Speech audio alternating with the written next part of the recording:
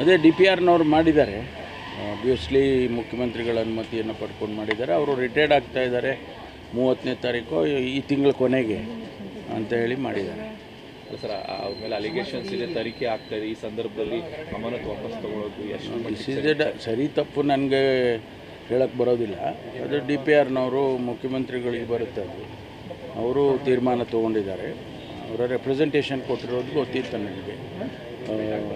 ನಾನು ರಿಟೈರ್ಡ್ ಆಗ್ತಾಯಿದ್ದೀನಿ, ನನಗೆ pension settlement ಎಲ್ಲ ಆಗೋದಕ್ಕೆ ಇದು ಮಾಡಬೇಕು, ಎನ್ಕ್ವೈರಿ ಮತ್ತೊಂದು ಮುಂದುವರಿಸ್ಕೊಳ್ಳಿ ನೀವು ಅಂತೇನೋ CMಗೆ ರೆಪ್ರೆಸೆಂಟೇಷನ್ ಕೊಟ್ಟಿದ್ರು ಅಂಥೇಳಿ ಅವರು ತೀರ್ಮಾನ. ತನಿಖೆ ಮುಂದುವರಿಯುತ್ತೆ ಸರ್ ಆ ಕೇಸ್ ವಿಚಾರವಾಗಿ?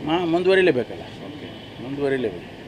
ಅಂತಿಮವಾಗಿ ತನಿಖೆ ತೀರ್ಮಾನ ಆಗೋವರೆಗೂ ಅದನ್ನು ತನಿಖೆ ಮಾಡೇ ಮಾಡ್ತಾರೆ. ಆಮೇಲೆ ತನಿಖೆಯಲ್ಲಿ ಏನು ಬರುತ್ತೆ ಅದು ಅದರ ಪ್ರಕಾರ ಡಿಸಿಷನ್ ತೊಗೊಳ್ತಾರೆ. ಯಾಕೆಂದರೆ ಅನೇಕ ಸಂದರ್ಭದಲ್ಲಿ ಪೆನ್ಷನ್ಗಳೆಲ್ಲ ಹಿಡ್ದಾಕಿರೋದೆಲ್ಲ ನಾವು ನೋಡಿದ್ದೀವಿ ಸರ್ಕಾರದಲ್ಲಿ, ಅದನ್ನು ಮಾಡ್ತಾರೆ. ಸರ್ ಈಗ IPL ಫೈನಲ್ ಬೆಂಗಳೂರಿನಲ್ಲಿ ಎರಡೂ ಕೂಡ ಕ್ವಾಲಿಫೈನಲ್ಲಿ ಎರಡೂ ಹೋಗಿದೆ, ಬೇರೆ ರಾಜ್ಯಕ್ಕೆ ಹೋಗಿದೆ. ಯಾಕೆ ಇಲ್ಲಿನ ಭದ್ರತೆ ವಿಚಾರನ ಅಥವಾ ಇಲ್ಲಿನ ಶಾಸಕರ ಫ್ರೀ ಪಾಸ್ ಒತ್ತಡಕ್ಕೆ ಮಾಡೋದು ಏನು, ಯಾವ ರೀತಿ? ಇಲ್ಲ, ಭದ್ರತೆ ವಿಷಯದಲ್ಲಿ ಯಾವುದು ಕಂಪ್ಲೇಂಟ್ಸು 5 ಮ್ಯಾಚ್ ಆಗಿದೆ, ಯಾವುದೇ ಒಂದು ಸಣ್ಣ ಕಂಪ್ಲೇಂಟ್ ಕೂಡ ಬಂದಿಲ್ಲ. ಅರೇಂಜ್ಮೆಂಟ್ಸ್ ಬಗ್ಗೆ ಅವ್ರದ್ದೇನು ತಕರಾರಿಲ್ಲ. IPLನವರಾಗಲಿ RCB ಅವರಾಗಲಿ ಅಥವಾ KCAನವರಾಗಲಿ ಯಾರೂ ಕೂಡ ಪೊಲೀಸ್ ವತಿಯಿಂದ ಅಥವಾ ನಮ್ಮ ಅಡ್ಮಿನಿಸ್ಟ್ರೇಟಿವ್ ಇದರಿಂದ ಯಾವುದೂ ಕಂಪ್ಲೇಂಟ್ಸ್ ಬರಲಿಲ್ಲ.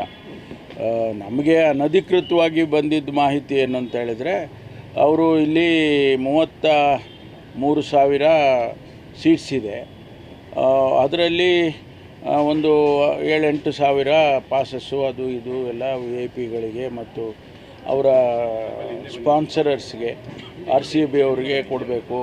ಆಮೇಲೆ RCB ಅವ್ರ ಮೇಲೆ ಯಾರು ಆಡ್ತಾರೆ ಮ್ಯಾಚು ಅವ್ರಿಗೆ ಕೊಡಬೇಕು. ಅವರೇ ಒಂದು 7-8 ಸಾವಿರ ಸೀಟ್ಸನ್ನು ಬ್ಲಾಕ್ ಮಾಡ್ತಾರಂತೆ. ಅದಕ್ಕಾಗಿ ಅವ್ರು ಉಳಿಯೋದೇ ಒಂದು 25 ಸಾವಿರ ಉಳಿಯುತ್ತೆ.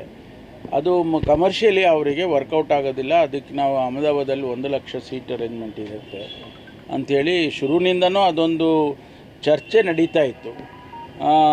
ಇವರು ನಮ್ಮ KCನವರು ಇಲ್ಲೇ ಮಾಡಿ ಅಂತ ಹೇಳ್ತಾಯಿದ್ರು.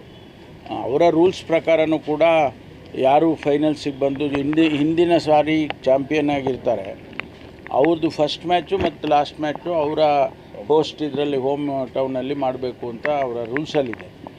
ಅವ್ರು ಎಕ್ಸೆಪ್ಷನ್ ಮಾಡ್ಕೊಂಡಿದ್ದಾರೆ ಅಂತ ಕಾಣಿಸುತ್ತೆ. ಶಾಸಕರಿಗೆ ಕೊಟ್ಟಿರ್ತಕ್ಕಂಥ ಟಿಕೆಟ್ನ ಮಿಸ್ಯೂಸ್ ಮಾಡಿದೆ, ಅದರಿಂದನೇ ಕೈ ಅದಕ್ಕೂ ಸಂಬಂಧ ಇಲ್ಲರಿ. ಅದಕ್ಕೆ ಎಷ್ಟು ಸಾವಿರ ಕೊಟ್ಟಿದ್ದಾರೆ ಶಾಸಕರಿಗೆ? 4 ಪಾಸ್ ಕೊಟ್ಬಿಟ್ರೆ ಏನಾಗುತ್ತೆ ಅದಕ್ಕೂ ಸಂಬಂಧ ಇಲ್ಲ. ರಾಜೇಗೌಡರು ವಾಪಸ್ ಎಲೆಕ್ಷನ್ ಕಮಿಷನ್ಗೆ ಇವತ್ತು ದೂರು ಕೊಡುವಂಥ ಪ್ರಯತ್ನ ಮಾಡ್ತಿದ್ದಾರೆ ಸರ್. ನಿನ್ನೆ ಇವರು ಪ್ರಮಾಣ ತಗೊಂಡಿದ್ದಾಯ್ತು ಬಟ್ ವಿಚಾರ ಸರಿ ಇಲ್ಲ ಅನ್ನೋ ದಾಟಿಯಲ್ಲಿ ದೂರು ಕೊಡೋದಕ್ಕೆ ಪ್ಲಾನ್ ಆಗಿದೆ. ಇಲ್ಲ, ಅವರು ಈಗ ಕೋರ್ಟಿಗೆ ಹೋಗ್ತಾರೆ. ಅವರು ಕಂಪ್ಲೇಂಟ್ ಕೊಡ್ತಾರೆ ಎಲೆಕ್ಷನ್ ಕಮಿಷನ್ಗೆ. ಅವರು ಕಂಪ್ಲೇಂಟ್ ಕೊಟ್ಟು ನಂತರ ಕೋರ್ಟಿಗೆ ಹೋಗ್ತಾರೆ. ಅವರ ಇದು ಏನಿದೆ ಅದನ್ನು ಅವ್ರು ಮಾಡ್ಕೊಳ್ತಾರೆ. ಯಾಕೆಂದರೆ ಅವರ ದೃಷ್ಟಿಯಲ್ಲಿ ಎಲೆಕ್ಷನ್ ಕಮಿಷನ್ನು ಅವರು ಇನ್ಸ್ಟ್ರಕ್ಷನ್ ಕೊಟ್ಟಿದ್ದಾರೆ, ಯಾರು ಅಬ್ಸರ್ವರ್ಸ್ ಬಂದಿದ್ರು ಅವರಿಗೆ ಅಂತೇಳಿ ಅವರ ಅಲಿಗೇಷನ್ ಇದೆ. ಅದಕ್ಕಾಗಿ ಒಂದು ಪ್ರೈವೇಟ್ ಕಂಪ್ಲೇಂಟ್ ಕೊಟ್ಟಿದ್ದಾರೆ. ನಾವು ಅದನ್ನು FIR ಕೂಡ ಮಾಡಿದ್ದೀವಿ.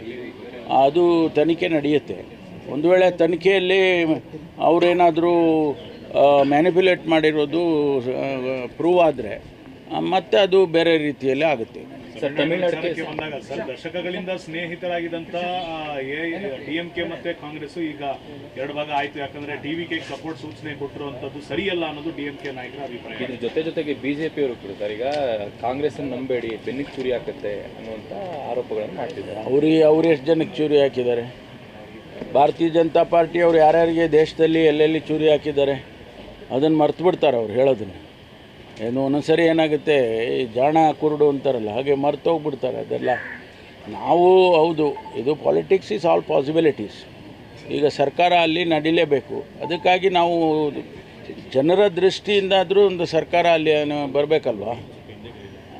ಆ ದೃಷ್ಟಿಯಿಂದ ಕಾಂಗ್ರೆಸ್ಸು ಅವರಿಗೆ ನಾವು ಸಪೋರ್ಟ್ ಮಾಡ್ತೇವೆ ಅಂತ ಹೇಳಿರ್ಬೋದು.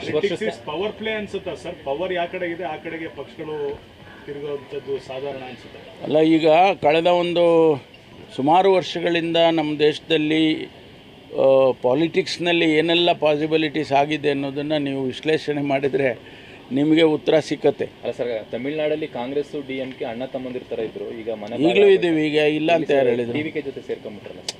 ಅದೇ ಪಾಸಿಬಿಲಿಟೀಸ್ ಅನ್ನಲ್ಲ ನಾನು. ಸರ್ಕಾರ ಮಾಡಬೇಕಲ್ವ ಅವರು. ಯಾರಾದರೂ ಒಬ್ಬರು ಸಹಕಾರ ಕೊಡಬೇಕು. ಅದು ಕಾಂಗ್ರೆಸ್ ಮುಂದೆ ಬಂದಿದೆ. ಸರ್ಕಾರ ರಚನೆಗೆ ರಾಜ್ಯಪಾಲರು ಮೊದಲು ಬಹುಮತ ಪ್ರೂವ್ ಮಾಡಿ ಅಂತ ಹೇಳ್ತಾರೆ ಅಂತ ಸಂಖ್ಯೆ ತೋರಿಸಿ ಸಂಖ್ಯೆ ತೋರಿಸಿ ಅಂತ. ಅದು ಅವ್ರಿಗೆ ಬಿಟ್ಟಿದ್ದು. ಅದು ಕಾನ್ಸ್ಟಿಟ್ಯೂಷನಲ್ ರಿಕ್ವೈರ್ಮೆಂಟ್ ಏನಿದೆ ಅದನ್ನು ರಾಜ್ಯಪಾಲರು ಮಾಡ್ತಾರೆ. ಅದಕ್ಕೆ ನಾವು ವಿಶ್ಲೇಷಣೆ ಮಾಡೋದು ಸರಿ ಇಲ್ಲ.